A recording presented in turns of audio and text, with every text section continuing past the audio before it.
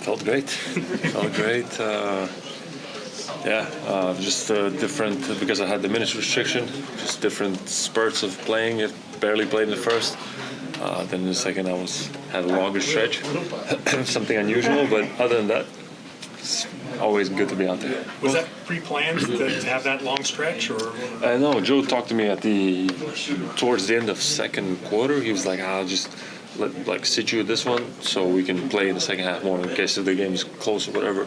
He wanted to have those minutes for me available, and so of course, I agreed, and that was it. So that's why it was weird like that. It's weird, like after Denver game, you're a little sore the next day after the game. So I didn't even mention it to anybody. It was just some tightness or whatever. And then the day of Phoenix game, kind of started warming up in the morning and I started to feel something. So I said it to the medical staff, and of course they were really cautious with it. So we did some imaging and you could see something, of course. But it was mostly out of caution, to be honest. If life or death or it was playoffs, I would have been completely fine. And we took a long time and, got to work on everything, but especially my hamstrings. And I feel good now, and it was just a lot of caution, I would say. Do you think the minutes restriction will continue? I hope not. I want to be out there, for more, but I understand, of course, the most important is to get to playoffs as fresh as possible and as strong as possible. You mentioned that being unusual tonight. A lot of times guys talk about staying warm and things like that. You play 6 minutes, sit the rest of the first, sit the whole second, sit halftime, and then you play a really long stretch. What are the things you had to do to be prepared for that? Simple things. Just I got on the bike at the end of the first half. Got on the bike a little bit just to move around, and knew I was going to sit for 15 more minutes here in the locker room. So I got out early. 7 minutes, got warming up again, did all of that, just a bunch of warm-up, honestly, a lot of warm-up today, and then was ready for second half. And how did it feel when you were out there? Did you notice it at all? No.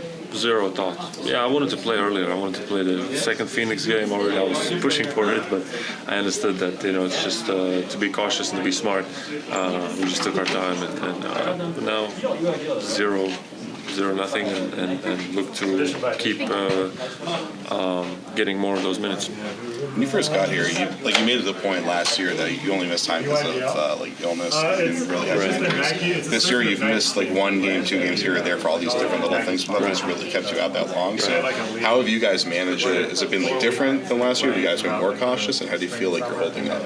Definitely more cautious here. Yeah, I could have played through more stuff, 100%. But I understand there will be a time and place for me to play through stuff, and not, especially at this point in the season, we're in a pretty good spot, and we know what the most important thing is the playoffs, and that's what we need to be healthy, fresh, and ready to leave everything out there.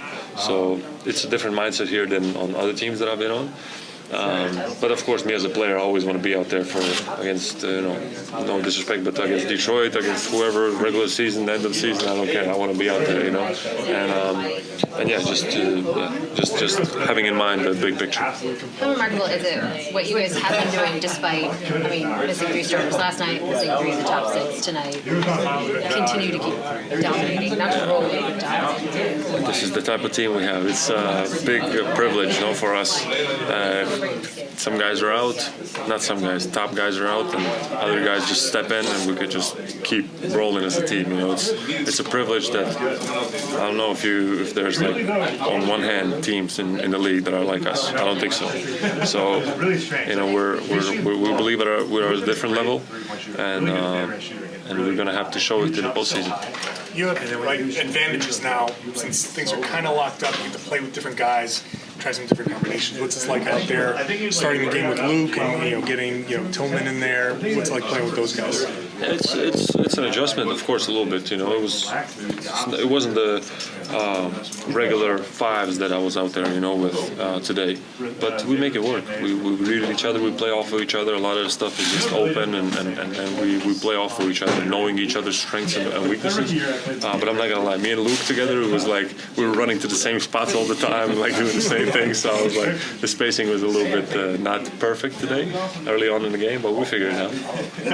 You have this opportunity. You're like a few weeks of maybe you just try it, a little bit more. You never know when you're going to go to that combination of you and Luke at certain points. So there's kind of like a little bit of a luxury here to kind of try that out in regular season games. No, definitely. And depending on matchups in the playoffs, you never know. There's going to be, as you said, different situations, and it's good that we have the flexibility and also these kind of moments where some guys are sitting out, and we can try out these different things, right? So it will definitely just add more to our toolbox. You mentioned how much you like playing with Derek White. How excited were you for him to get his first career triple? I think it's hard not to love him, no? This guy, just on and off the court is a unique human and unique player. I can go on and give compliments to D. White, honestly, about who he is. Everybody loves him here. And it's good always to see people like this, getting recognition on the floor also. And that's what he did tonight. Thanks, man.